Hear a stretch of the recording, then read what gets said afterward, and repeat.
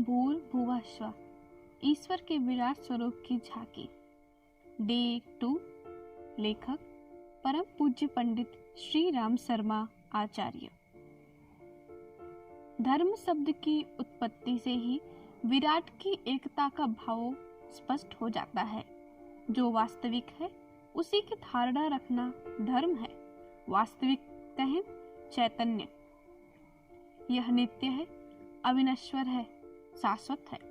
सभी धर्मों में आत्मा के नित्यत्व को, शाश्वतपन को स्वीकार किया गया है, लेकिन अंगांगों में पृथक दिखाई देते रहने पर भी जो उसमें एकत्व है उसकी सुरक्षित रखने की और ध्यान न देने से विविध संप्रदायों की सृष्टि हो पड़ी है।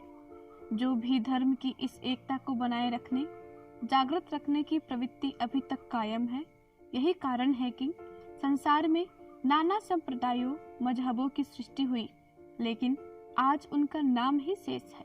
पर हिंदू अपनी विशालता के साथ जिंदा है। यह धर्म वास्तव में मानव धर्म है। मानव की सत्ता जिसके द्वारा कायम रह सकती है और जिससे वह विश्व चैतन्य के विराट अंग का अंग बना रह सकता है, उसी के लिए इसका आदेश है। हमारे धर्म की सबसे बड़ी विशेषता उसकी अपनी विशिष्ट उपासना पद्धति है। विश्व आत्मा की उपासना के लिए उसके समय विभाग में कोई एक समय निश्चित नहीं है। उपासना देश और काल में विभाजित नहीं है। उनका तो प्रत्येक क्षण उपासनामय है। वे अपने विश्व चैतन्य को एक क्षण के लिए भी भूलना नहीं चाहते, बल्कि गतिविधि का प्रत्येक भाग इन चैतन्य देव के लिए ही लगाना चाहते हैं। हिंदू धर्म के पौराणिक ग्रंथों में ब्रह्मा जी का जो स्वरूप वर्णित है, उनमें उनके 4 मुख दिखलाए गए हैं।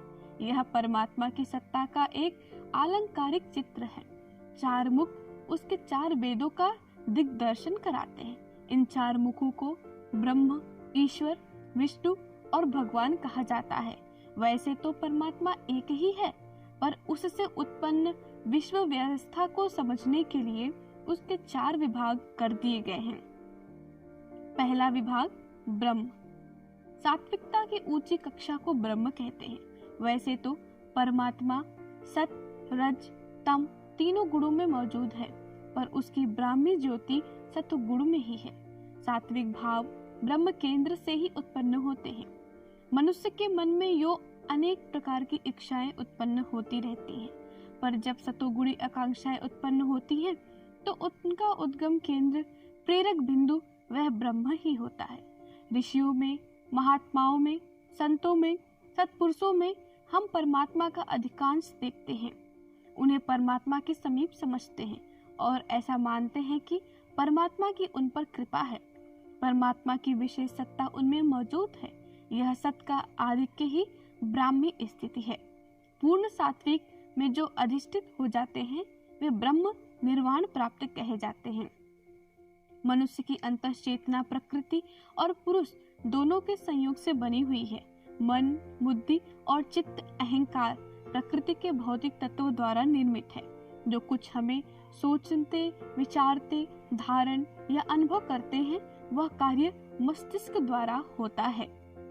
मस्तिष्क की इच्छा, आकांक्षा, रुचि तथा भावना इंद्रिय रसों तथा सांसारिक पदार्थों की भली बुरी अनुभूति के कारण होती है।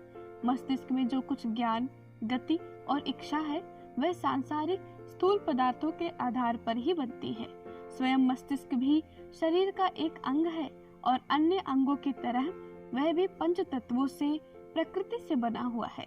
इस अंतःकरण चतुष्ट से परे एक और सूक्ष्म चेतना केंद्र है, जिसे आत्मा या ब्रह्म कहते हैं। यह ब्रह्म सात्विकता का केंद्र है। आत्मा में से सदा ही सतोगुणी प्रेरणाएं उत्पन्न होती हैं।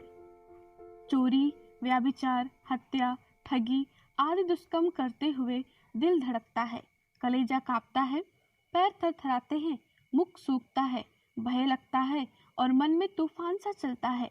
भीतर ही भीतर एक सत्ता ऐसा दुष्कर्म करने के लिए रोकती है। यह रोकने वाली सत्ता आत्मा है। इसी को ब्रह्म कहते हैं।